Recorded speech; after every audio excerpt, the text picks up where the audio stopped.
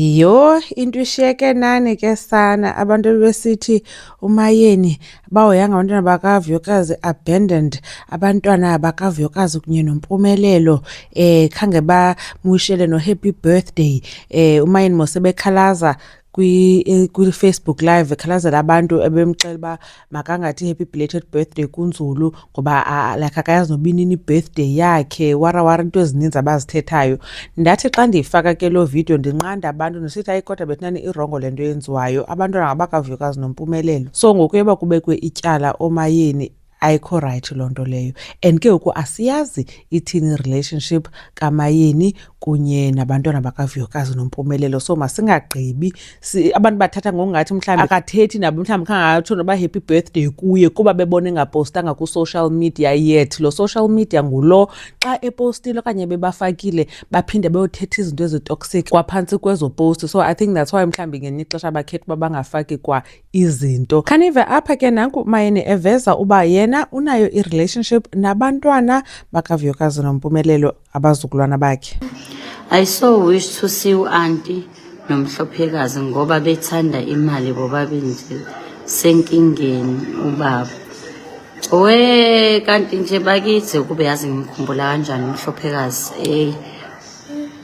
Ubuyazi simkhumbula kanjani, siba nesizungu nje sakhe ngaphela ukuthi but hoping sizombona nje ngekudala. Yo ngimkhumbula uMhlophekazi ezothi mama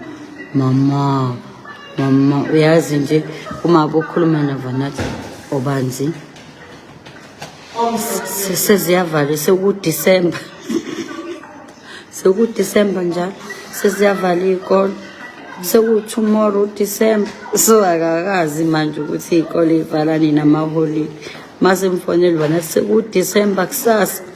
So njalo ufuna mbalele obanzi ukuthi uJanuary February uza understand ukuthi no akakabi uDisemba. Niyayibona ke ngoku umakhulena sana uthi uyancokola nentombi yakhe kuthethwa nangoDisemba. I think inoba bexelwe uba uzawuya kubo ngoDisemba ungxamile uba sekunguDisemba, uDisemba ufika nini izikolo zivalwe inoba ke adibane nabo. Uyayibona ke ngoku njengoba thina sacinga uba fanuba akho nto uhoyiwe ngabantwana kwaziwa noba bazalwa nini. iKZN neWestern Cape zii-provinces ziqelene kakhulu, akho ngathi mhlawumbi kulapha next door 50-100 kilometers away. So ayikho lula ke into yoba umntu adibane nabantwana and ke kufuneka uyazi noba kukho izikolo abantwana bayafunda. So awunovela mhlawumbi uthathe umntana nje okanye uyovizithela umntana nje. Umzekelo ke ngoku nanguNompumelelo besimbone eseCape Town, andazi noba sebuyile na, asiyazi nokuba babonile abantwana okanye akababonanga, but abantu we're gonna assume uba ayakababonanga abantwana kuba etheni engakhange aposte on social media. So uba into ayikho ku-social media ayenzekanga, niyayibona. But kungenzeka mhlawumbi abantwana uyile uyababona qha waqonda uba akazuposta kuba mhlawumbi yazi ke abantu bazabanjani okanye ufuna ubabona akakwazi ubabona, asiyazi. Kodwa it will be very disappointing to know uba ebepha eCape Town khangenze ndlela yoba ababona abantwana akababonanga abantwana. So I hope mhlawumbi babonile and that uyabondla abantwana bakhe because noTirolo besimvile kwizingane zesithembu ekhalaza uba uneenyanga akhe angafaki imali, utya imali ethwekini namantombazana. noVuyokazi ke wakhe wathetha alluding to the fact that akabasapoti abantwana. Anyways, enkosi kakhulu ngokuthi nibukele le video, ndanibona kwivideo elandelayo.